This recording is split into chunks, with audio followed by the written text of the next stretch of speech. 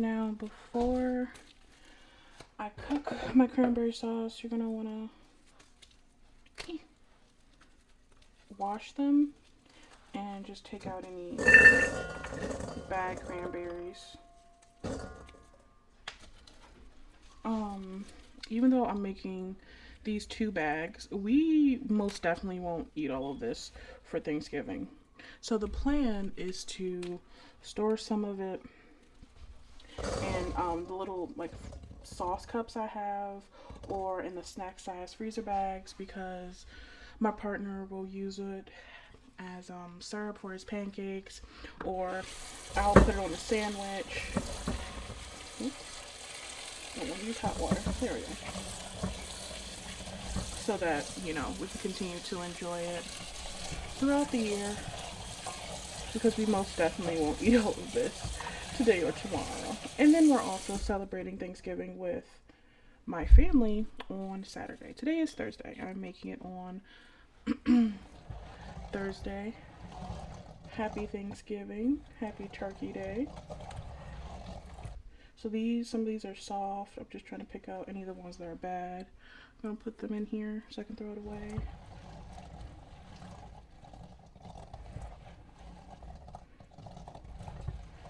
I think that's... Oh, this one feels a bit funny, so I'll throw it away.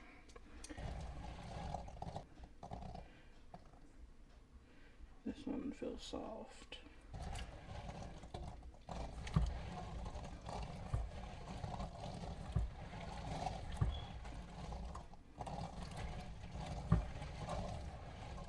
And I think that's all of them. I'm going to drain my cranberries.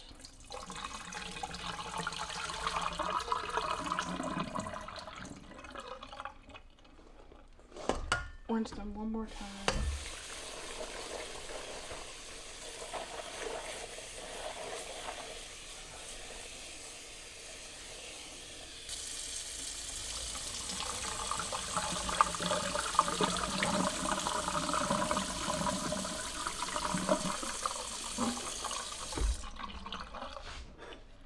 And then put them into my pot. This is a 1/4 cup. 1, 2, 3, 4. So 1 cup of sugar and a little bit of orange juice. I'll say that was probably a little bit over a 1/4 cup. 3. So the water plus the orange juice, there should be about a cup of liquid, maybe more in there. I got some sugar back here.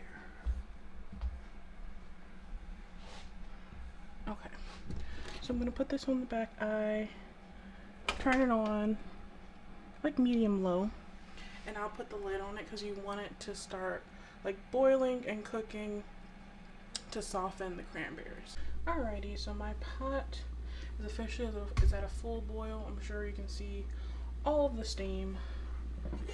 So let's remove the lid. And I have 10 eggs. Even though I'm just making these for me and John, we both really like deviled eggs. So, and some of these are cracked. That's unfortunate. Oh.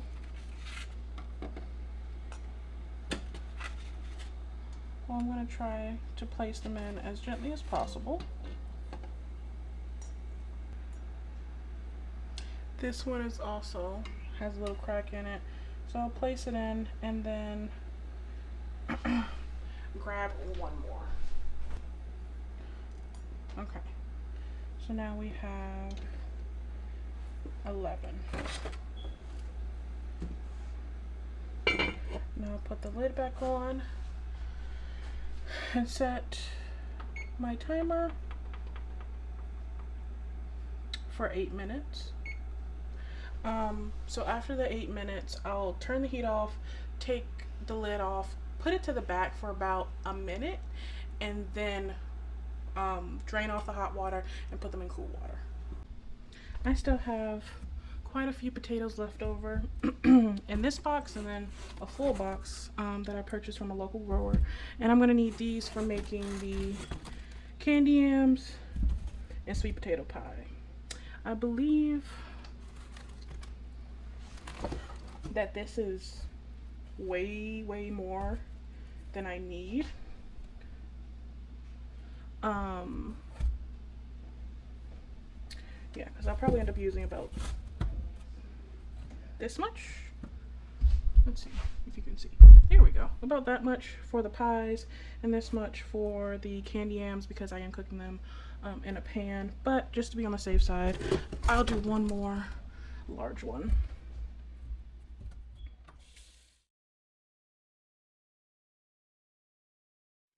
I totally forgot to mention all the things that I'll be making today, which are sweet potato pie, candy yams, deviled eggs, roasted chicken thighs with roasted butternut squash and broccoli, mac and cheese, gravy, cranberry sauce, and stuffing. Now, I did take a bit of a shortcut with the stuffing. With it being gluten free, I used a box mix, and you'll see how I prepare it later on in the video. But everything that I made today was gluten free. I purchased a gluten free pie crust just to make things a little bit easier. I'm gonna peel my potatoes into this bag right here, and my timer is about to go off for the eggs. I had to take the lid off because it was about to boil over. But once my timer goes off, like that, I'm just going to turn it off and then move them to the back there for about a minute. Let's start peeling the potatoes.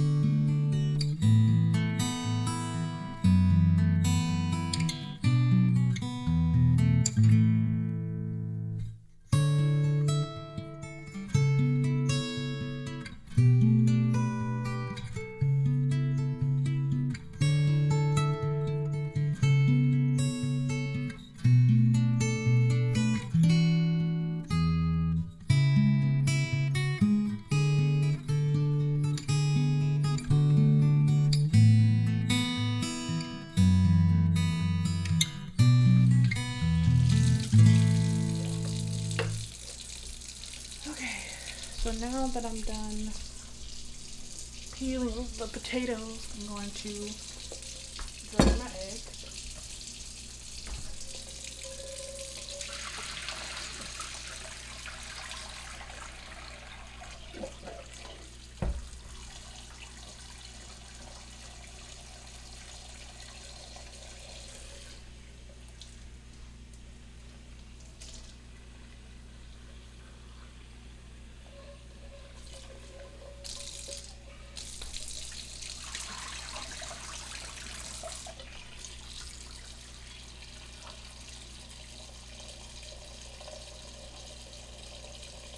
And we're going to fill this pot up with cold water. Okay.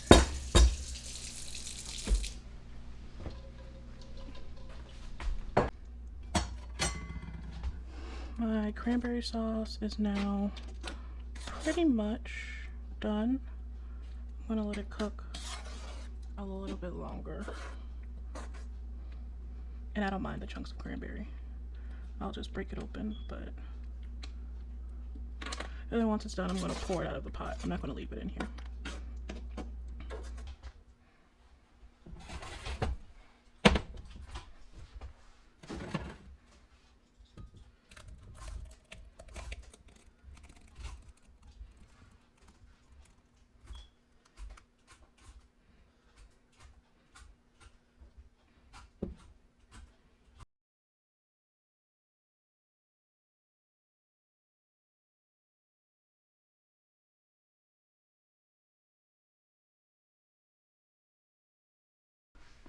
I have cold water in my pot here.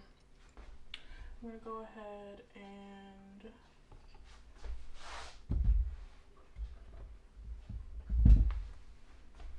cut up my sweet potatoes for the sweet potato pie.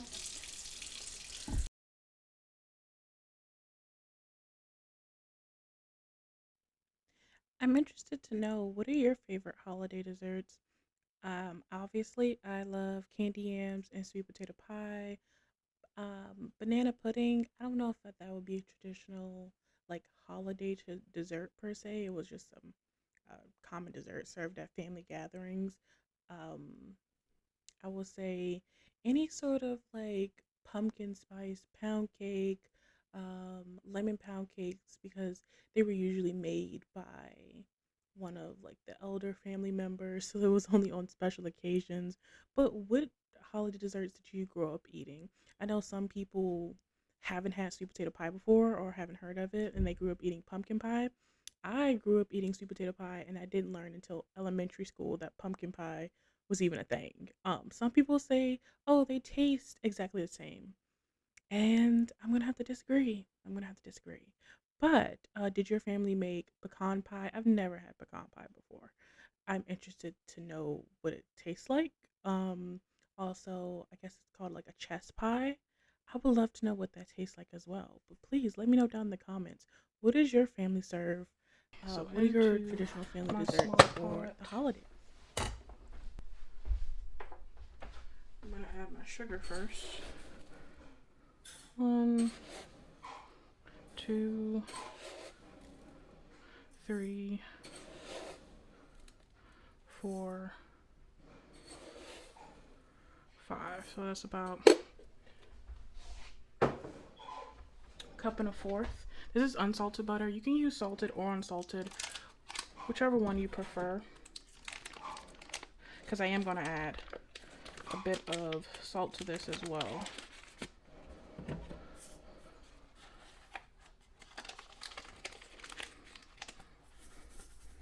There we go. Pinch of salt.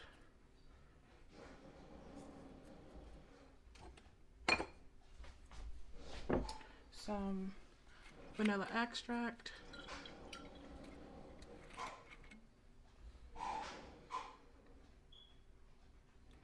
I'll add a good bit of that.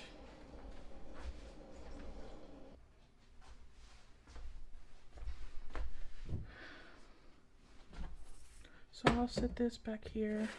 Whoops. I gotta put my butter closer to the bottom first. There we go. Turn that on medium. And now I'll start adding in my actual spices. Like cinnamon. Let me just go ahead and open up this one over here so I can pour it in.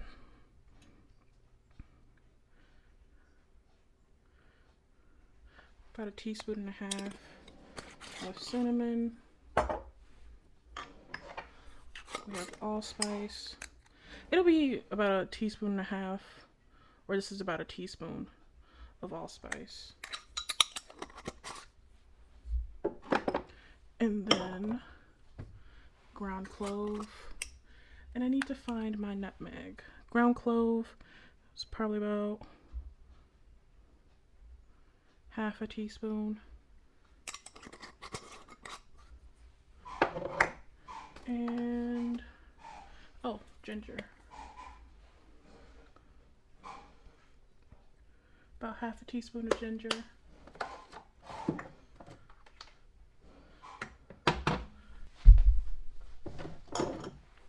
Found it.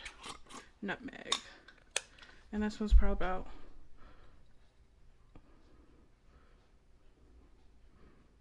half a teaspoon as well.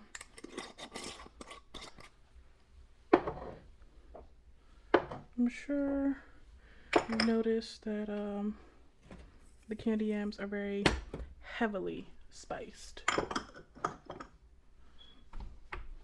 And then I'll also add in a bit of brandy, but that is at the end, once this is all melted down. My butter is melting. I'm going to turn this down so that it doesn't brown too much. And I will go ahead and stir it.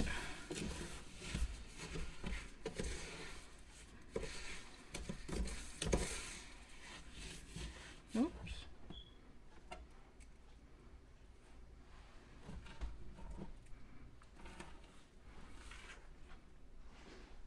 And because I'm not using brown sugar for this, I'm also going to add a touch of molasses.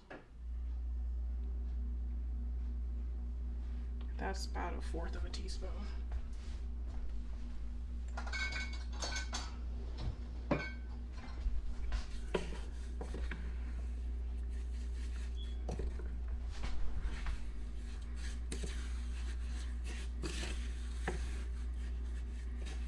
Start cutting up my sweet potatoes.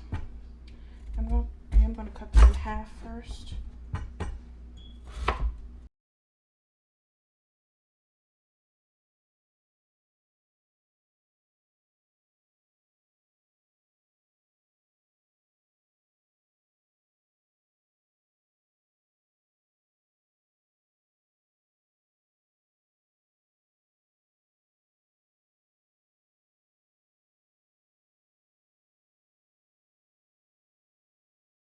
My apologies, my camera battery ended up dying, but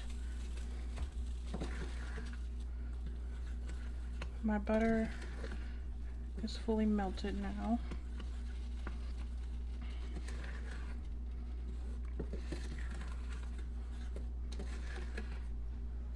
And it looks really good. I'm going to add in my brandy.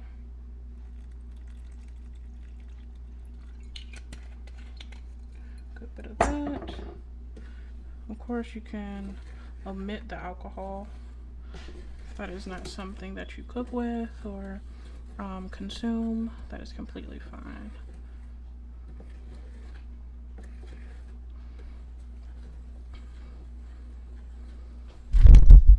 Oops.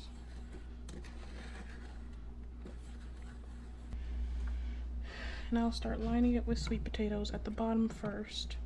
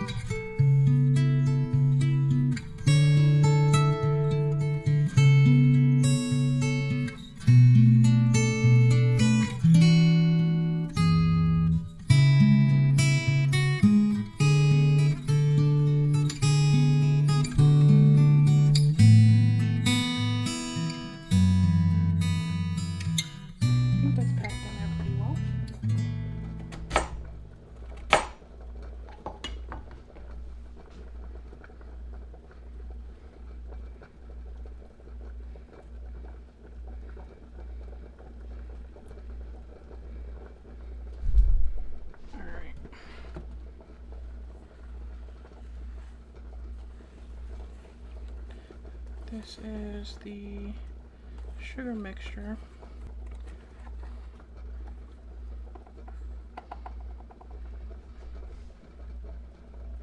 And then I'm just going to pour this over it.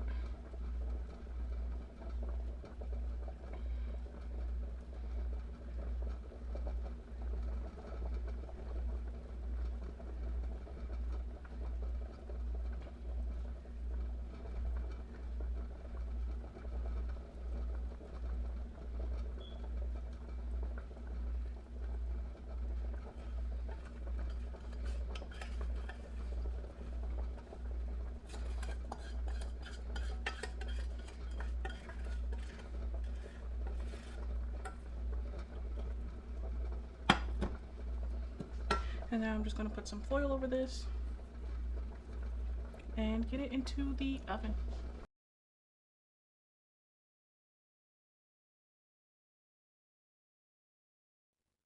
Into the boiling water here, I'm going to add in my pasta of choice, which is penne. For this particular dinner, it is the Ronzoni brand gluten-free pasta. I swear, they make the best gluten-free pasta I've had to date. Another one of our favorite shapes, I guess you could say, is the angel hair because that's typically the type I would purchase with regular pasta. But at first, I couldn't find it, like couldn't find a gluten-free version, and then I figured out recently that Ronzoni makes a angel hair pasta variety, and it's just as good. So on this sheet pan here, I'm going to add on my seasoned butternut squash that my partner was so kind enough to cut up for me, and I just seasoned with salt, pepper, garlic powder, onion powder, thyme, and something else. I can't quite remember, but that's the exact same thing that I'll be seasoning the broccoli with. They'll be roasted together, but I had to get a head start with the butternut squash since it is a lot denser and it will take longer to roast. And I didn't exactly want to burn my broccoli while waiting for the butternut squash to actually cook.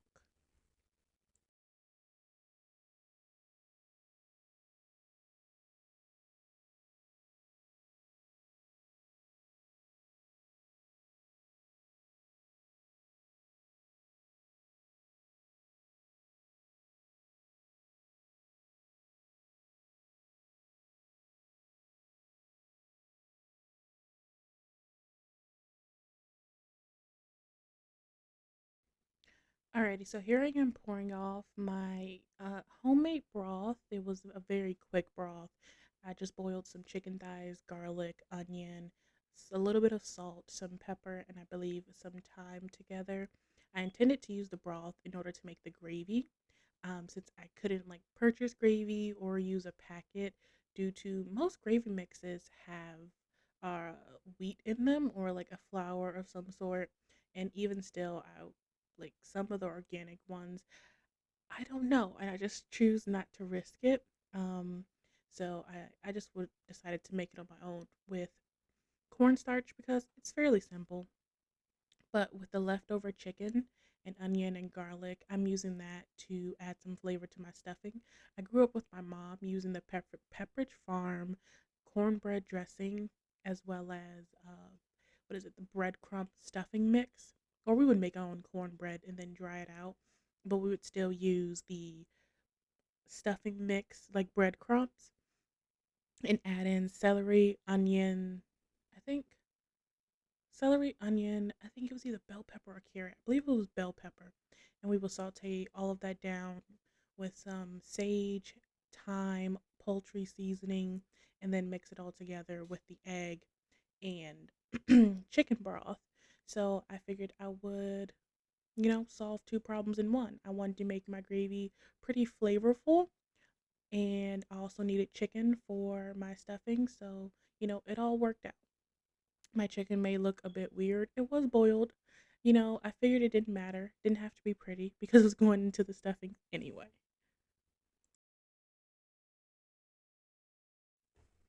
The additional seasonings that I end up adding to the stuffing mix are salt, pepper, poultry seasoning, sage, and I believe some thyme. And then I'll grab a small bowl to mix up the one egg that I end up adding to this, and then probably around 2 cups of chicken broth. I wanted to make sure I added enough because if you don't add enough liquid to your stuffing and then you go to bake it, there isn't enough gravy in the world to save a dry stuffing. Now, I get that into the oven and end up checking on my yams. I use a knife here to poke them and make sure they're fork tender. Once they're fork tender, I'll take off the aluminum foil just so that the remaining like liquid and juice that accumulates can evaporate and it can become nice and syrupy.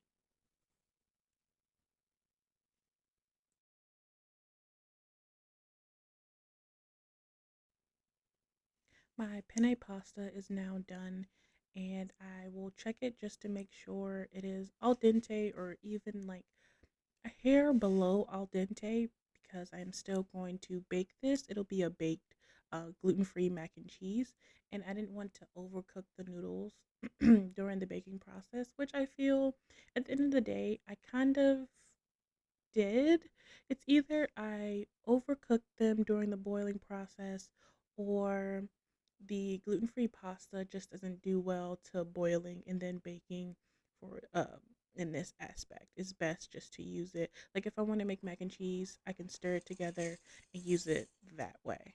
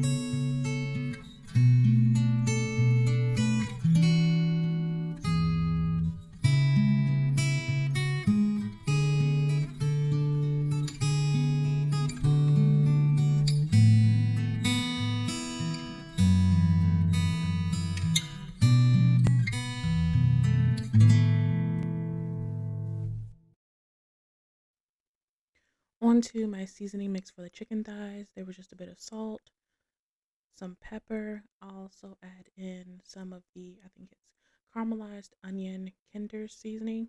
Yes, that one. It is delicious. I put it on everything. Like Frank's, some thyme, and then tarragon. So, fortunately, I didn't have to season the chicken, rub it down, or anything. What is that? Oh, garlic powder. The last smidgen of garlic powder. But I didn't have to season the chicken. My partner was kind enough to come in there and help me. So, in the little bowl you see right there, I'm going to add in some butter. I'll say about, I guess you can say about 2 tablespoons of butter and then an equal amount of bacon fat. And then I'm going to melt it down in the microwave until it's like fully melted. You can wait till there's like a small island that's not fully melted. And then the residual heat will finish it off. And you're going to brush that onto your chicken thighs and then season them on both sides. Of course, you're going to want to cook them skin side up.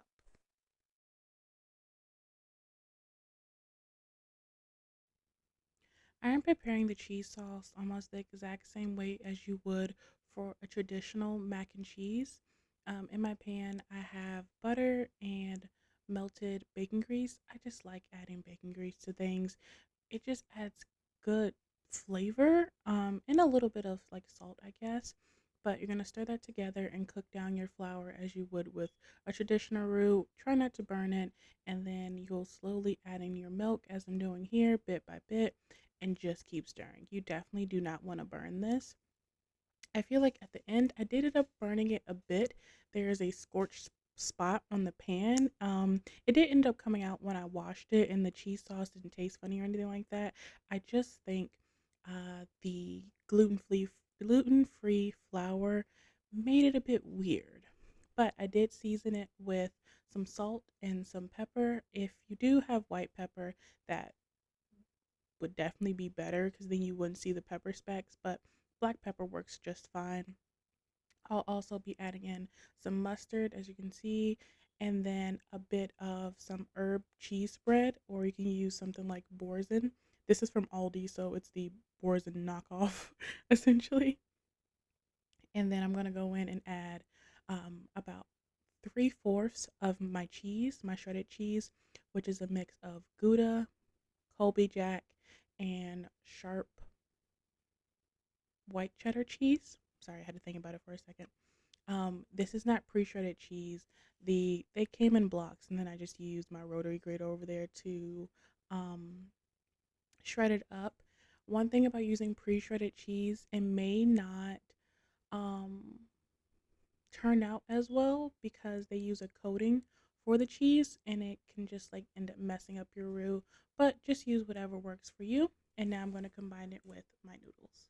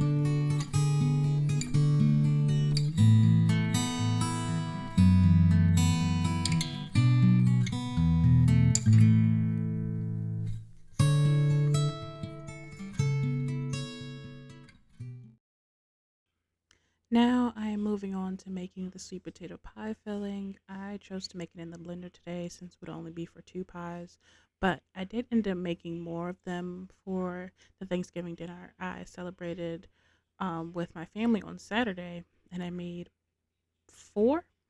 And with making so many, that would not fit into my blender, so I just ended up putting them in a bowl and using my immersion blender. It just makes it a lot easier, and I prefer a really smooth sweet potato pie filling instead of just mashing it.